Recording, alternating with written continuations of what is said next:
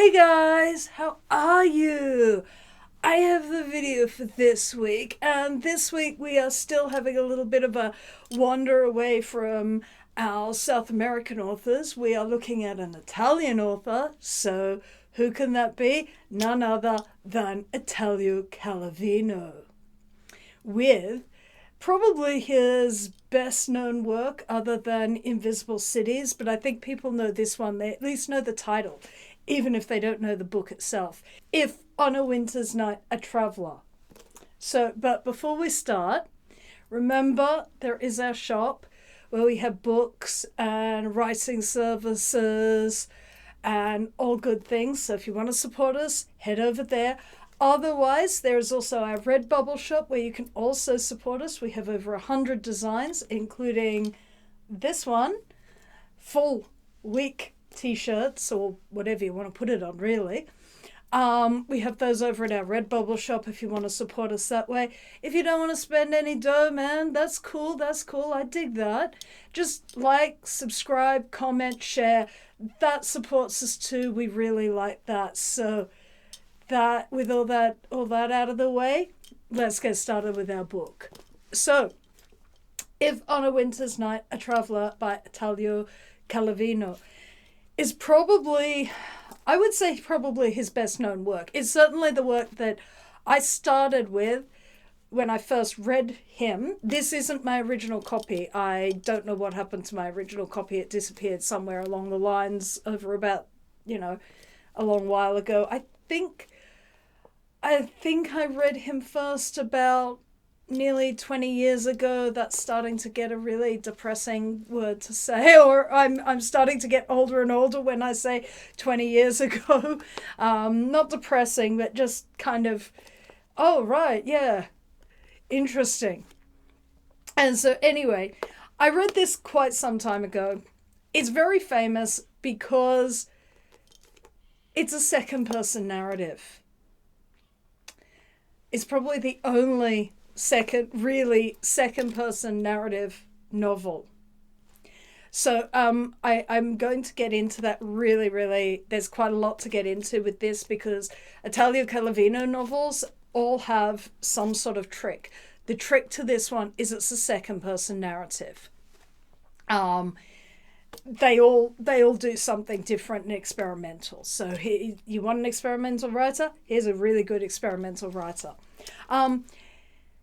Ostensibly, the narrative is that you, the reader, go to the bookstore, pick up If on a Winter's Night, a Traveller, the latest book by Italo Calvino. You sit down, you start to read, and then discover that your book has a flaw. And this book then goes through you, the reader, seeking the book.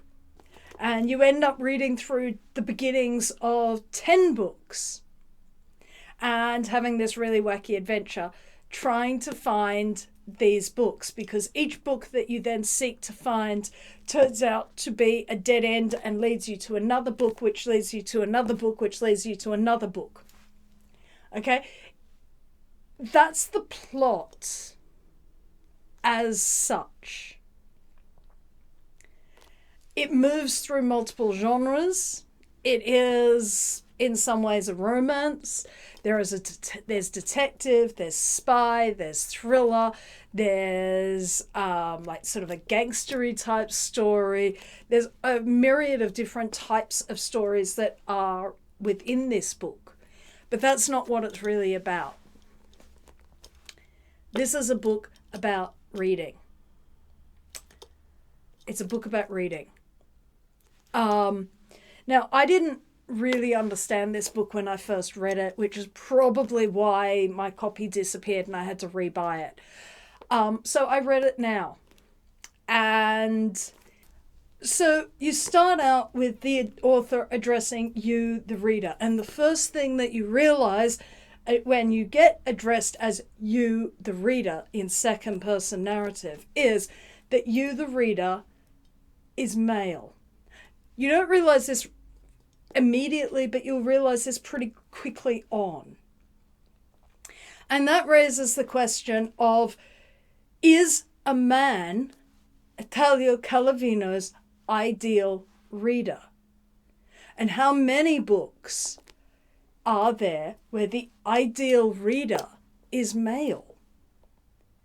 I would surmise that because the majority of books follow a male protagonist for the majority of the time that books have been written,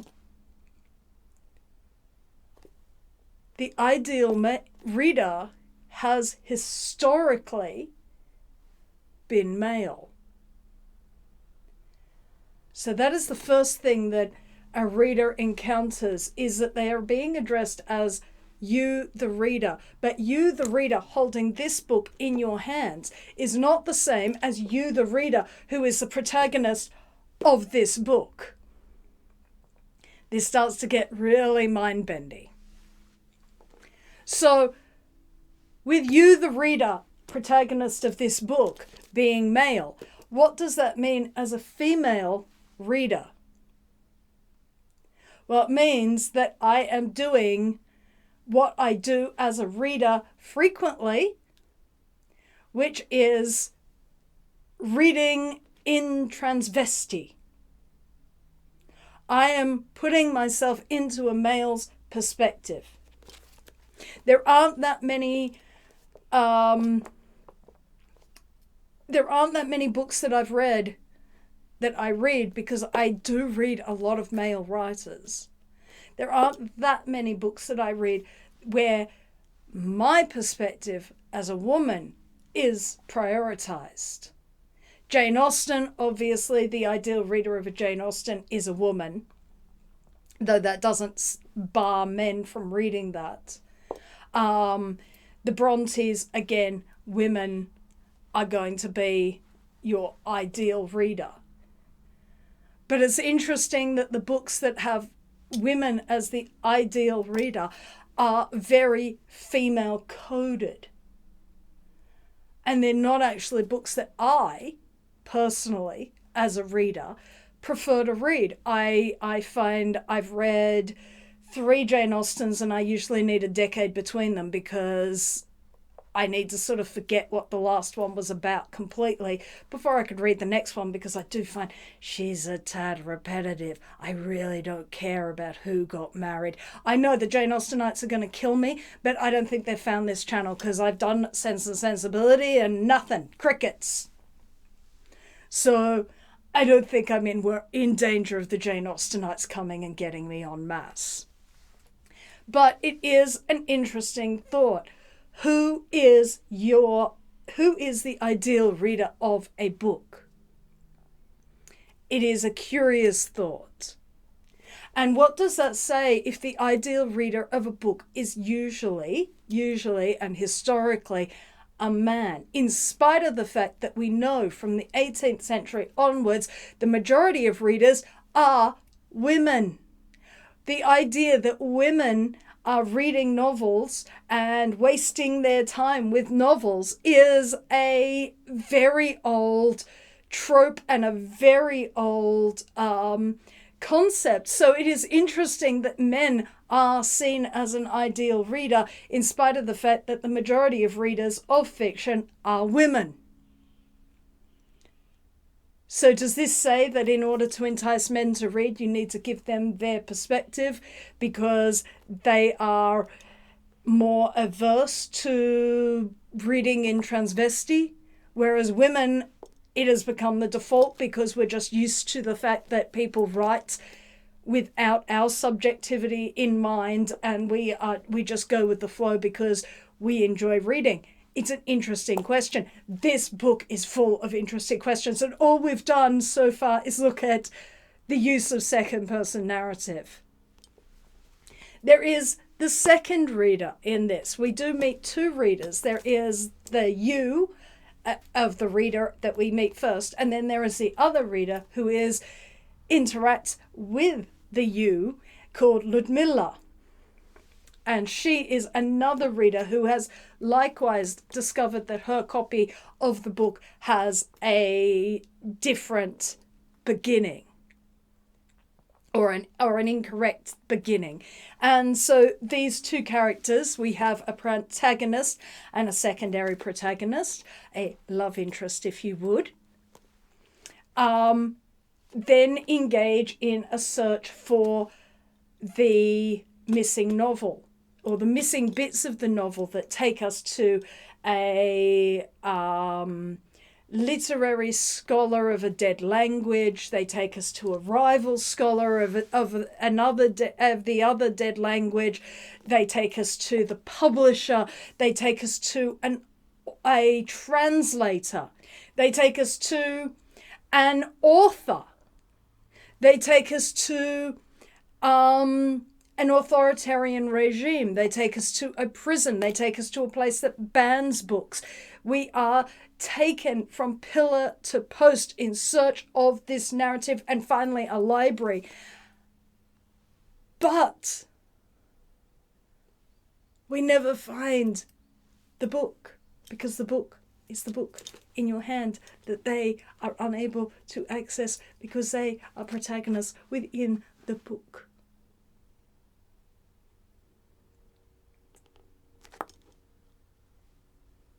It is mind-bending. It is mind-bending, this book. Now, there are multiple elements of this. When people, and generally it is either very young writers or very inexperienced writers, when you explain this first person, second person, and third person narrative, and everyone writes in either first person or third person narrative because second person is almost unusable. They go, why can't you write in second person? And I would say, give you this book. Read it. Why is second person almost never used? When I say almost never used, this book exists, so it is used, but you read this book and you understand why it is almost never used. This book does not read like a real book.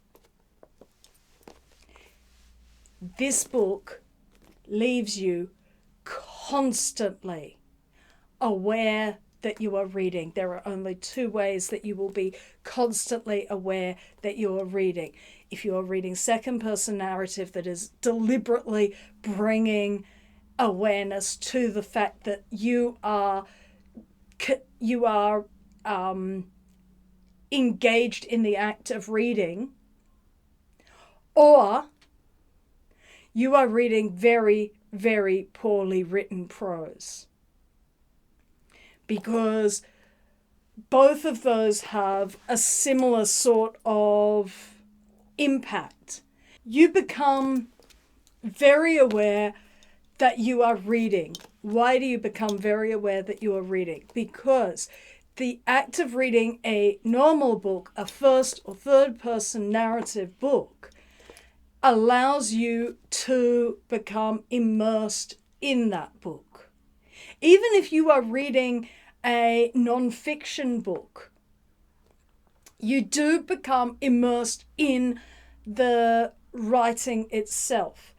If the writing is particularly difficult, because it is highly academic, even that will not pull you out of the act of reading. You have to concentrate more. You may not be able to read for long periods of time on that book. It may not be entirely immersive, but you are not conscious of reading. When you are reading in first and third person narratives, you are generally not conscious of reading. You are conscious of experiencing the narrative. This forces you to be conscious of reading. Poorly written writing forces you to be conscious of reading because your immersion is broken by the fact that the writing is poorly done, that a sentence didn't make sense, that a word was misapplied, that the conventions that you were expecting are not occurring as you would expect, that the character rings false or something else happens. That also breaks the ability to be immersed in a narrative. This is breaking your ability to be immersed in a narrative because it wishes to talk about writing and reading itself. More reading rather than writing. But writing is in here because reading and writing is a symbiotic relationship. As I said, we already have the question of what is the ideal reader, which the writer has to think of when they write their narrative. But by never being fully immersed in this, we are always conscious of reading. We are always then brought back to ourselves and how do we read? How is this text interacting with what we already know of narrative? How is this clashing with what we know of narrative? That is why you very rarely write in second person narrative, because it makes a text about text. It makes it a meta text. Meta text is really hard to read. And yet this looks like a novel. And that becomes really mind-bendy. It's presented, this is a novel. I think there are the translator in this is quite interesting. The idea of the translator. There is a translator who is responsible for these corruptions of these narratives that cause the narratives to fall off and the books to have been shuffled. He is a mischief maker. He has deliberately engaged in falsehoods, which calls to mind what is a falsehood for a fictional narrative. Ludmilla says that, who knows this translator, says that any book he touches immediately becomes false, that he subs out books from her library so that they are no longer the authentic book. The artist who makes artworks out of books but does not himself read will not use this translator's texts because the book itself, the fact that the book is fake itself, will create fake art. And interestingly, this is a translated book. Italo Calvino is a writer who knows that he is translated out of his native Italian into other languages. And what's more interesting, his reader is reading in English. So what is the trust or the bond between the writer in the original language and then the translator to translate that intent accurately? How can that be done 100%? Can it? No. But can it be done without an attempt at falsification? Yes. But the author who does not speak the language that the book is being translated into is not in any power to influence that text, nor is that author have any power to control how that translator interprets the text, because we see so many different ways of reading and interpreting. And that maybe a writer might see, this is the way that I want my text read, but I have no control over how it is read, and I have to accept that other people will read things into my text that I did not necessarily put there, but they see as being in there because of their own frame of reference. Reading is not a passive act. And then I think, because I am reading this in 2025 and not in 1979 when it was written, or 1980 when it was translated, or 81 or 82 or 83, whenever it was, early 80s when it was translated into English, I am also looking at this writer or this translator of gibberish, this disseminator of nonsensical works, and thinking of AI written books and how is AI written books changing what we as readers believe.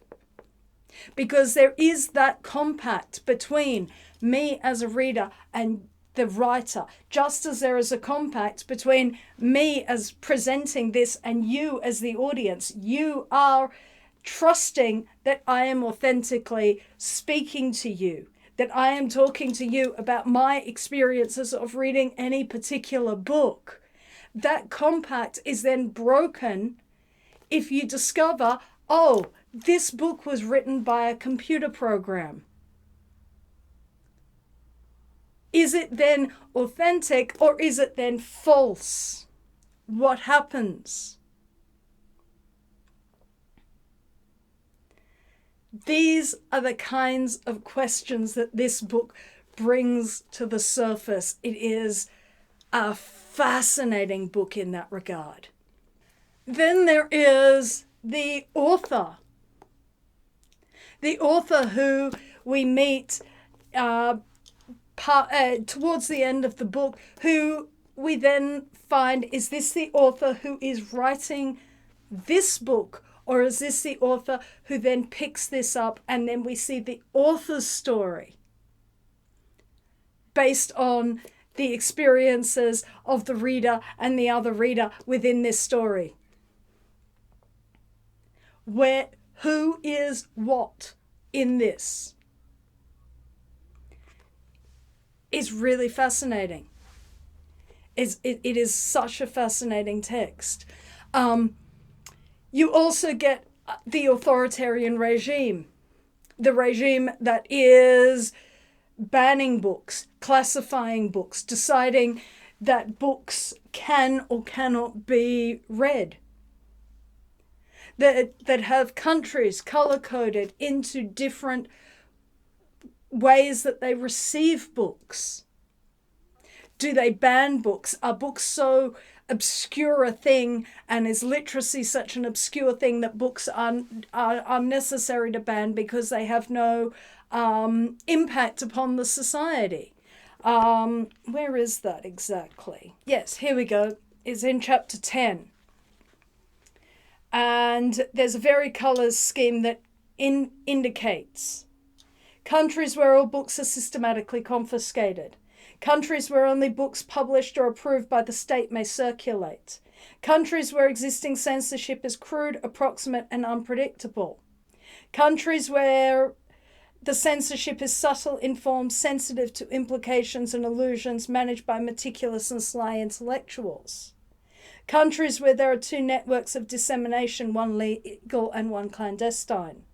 Countries where there is no censorship because there are no books, but there are many potential readers. Countries where there are no books and nobody complains about their absence. And finally, countries in which everyday books are produced for all tastes and all ideas amid general indifference. So the idea of books and reading as it is a political act as well. It is an act which the state pays attention to. And then the thought of, well, who is going to pay attention to books? What books are considered appropriate by what states? And do states, as we have seen in our very contemporary world, change from states that have very little censorship or no censorship to states which suddenly start to ban books? And then what does that say about the books that are banned and the state involved? Is it a healthy thing for a state to suddenly start arbitrarily banning books? Probably not. Are all of these states a permanent state, or do countries cycle through different variations of censorship, banning, indifference.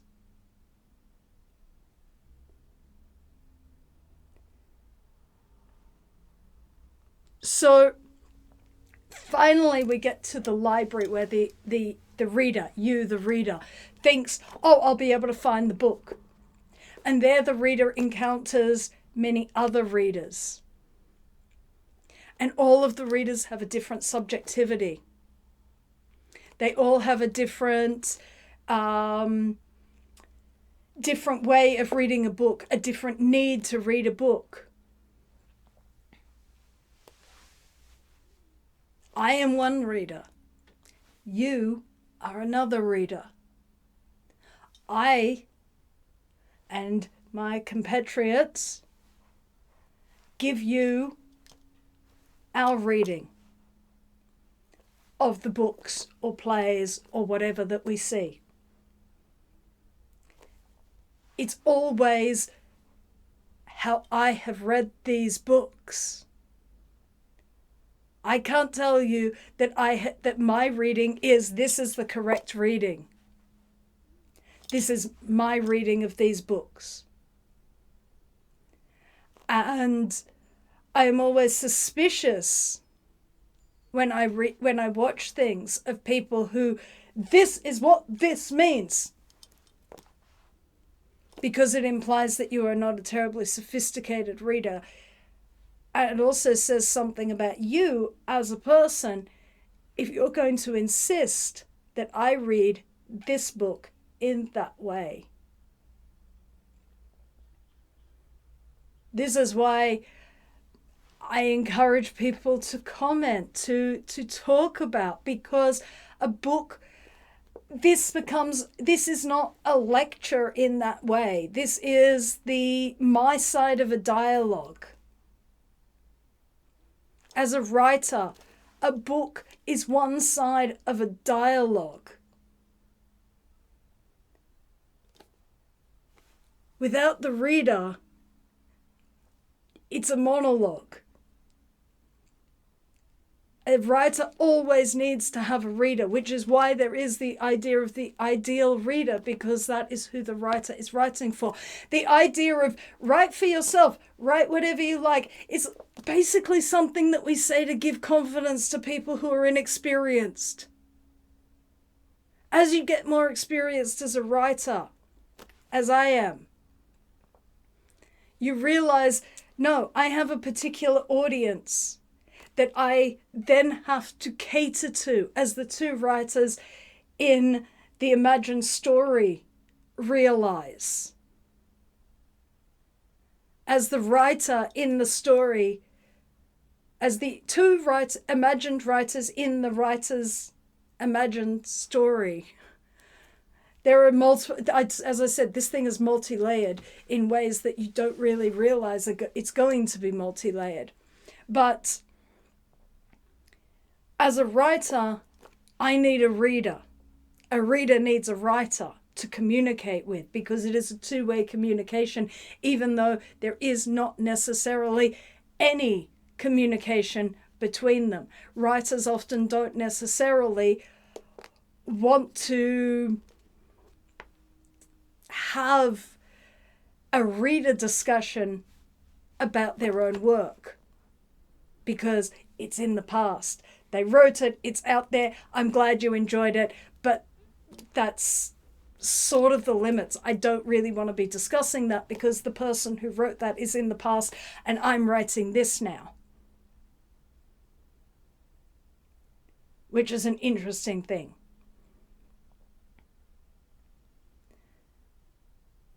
It also talks about, people in this book talk about not being able to read innocently. Now that they are the publisher and the writer, they read for work. And they no longer read as they did as children or as naive readers, readers who didn't understand the professional workings of things. Now, I can read in an immersive manner, but I had to get this thing read quickly. I read this not in a way that I would read this if I were reading purely for pleasure, because I read this and I knew I had already read this, so I knew that, okay, I can jump bits because I need to refamiliarize myself with this. I can work out which bits I need to read deeply and which bits I can skim read because I'm reading it for a job to talk to you about it. So it did change, that professionalization of reading changes the way that you read. That doesn't mean that if I'm encountering a book for the first time, I don't read it absorbedly the same way. But at the same time, because I'm bringing with me my knowledge of writing, all the other books that I have read, my understanding that I'm going to come and talk to an audience about this book, that is always running in my head as I read, no matter how immersed I am in that story. So no, I cannot read naively anymore. My world as a reader has been changed by my role as a presenter, as a teacher, as a publisher, as a writer. And that is what this book recognizes, that no two readers are alike. And that is what makes reading and engaging as readers and as writers so important and so interesting. And it's why the idea of a false book, a book with no writer and therefore a book with no ideal reader, a book just created using the tropes and rules of writing, fails as a book. So although we are seeing computer programs writing books, they're not really writing books. And I wonder how long it will be before readers reject that entirely. Because I have the feeling that this is a bit of a boom, which means that there's going to be a bust. Because unless you are a teenager who inhales books, you're going to start growing as a reader. I did not read this the same way that I read this when I read it the first time. This time I understood it a lot more because I have read so much more. We're reading Thomas Mann. We're reading Hermann Hesse. We're reading a lot of the South American writers, which I would never have attempted under the age of 40. I have enough reading under my belt to say, yes, let's try some of these writers. Because I now feel, A, I would like to read something that would challenge me that I haven't been challenged with before.